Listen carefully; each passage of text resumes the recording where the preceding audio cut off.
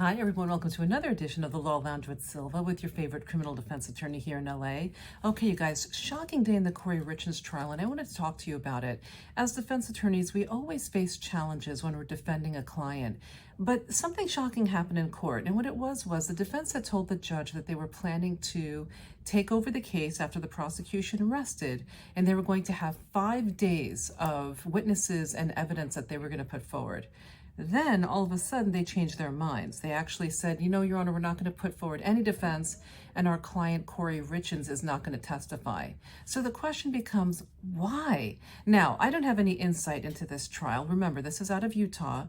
Kouri Richins is a young woman who's accused of killing her husband, and she's accused of killing her husband through a fentanyl overdose. He died with over 5 times the toxic amount of fentanyl in his system. Their defense is that she didn't do it, that he was taking gummies, and it was possible that they were poisoned, and that she's getting set up by his family in some capacity. Now remember, when you're in trial, the prosecution has a burden, and it's their burden alone.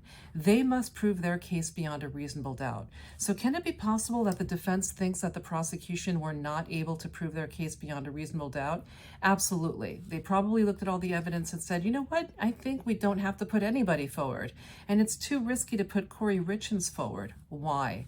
Number one, cross-examination. She's a young woman. She doesn't have any legal training. She could get annihilated with cross-examination. And I tell clients all the time, even if you're absolutely innocent of all the charges, the way the prosecutor can ask questions can make even the most innocent look guilty. So you want to make sure that you come off incredibly credible, because once you testify, the jury's going to consider how credible you are. So there's a lot of reasons why the defense could have just decided not to put anything forward.